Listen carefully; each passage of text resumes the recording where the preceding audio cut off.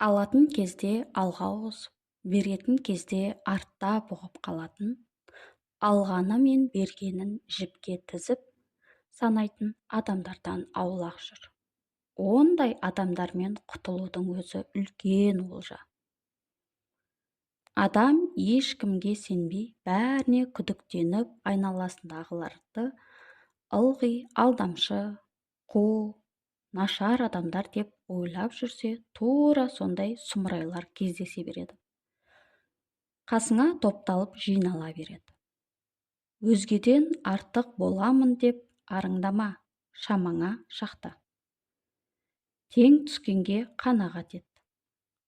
Қанағат қарын тойғызар, қанағатсыздық жалғыз атын сойғызар деген ата-бабаң. Бірақ тепкіге төзбе, ешқашан аяққа басылмағын.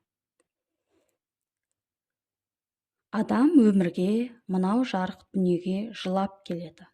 Ата-ана, туған туыс, айналасы шат-шадымнан қуантады. Кетерінде өзгелер жылап, өзің ризашылықпен қуанып кететіндей істе. Мынау пәни жалғанда мінсіз адам болмайды. Бұл дүниедегі періштелер, сәбилер. Айбың мен мініңді өзің түсінсең, санасыз болмағаны. Өзіңді сыйлайтын жерге қайта-қайта жылтыңдап бара берме, қадірің кетеді. Іргетас мықты болуы керек, деп көп айтамыз. Егер іргетастың үстіне қабырға берік қаланбаса, төбесі биіктеп еселенбесе, шатыры жақсы жабылмаса, қанша мықты болса да, іргетастың құны шамалы басып қалады.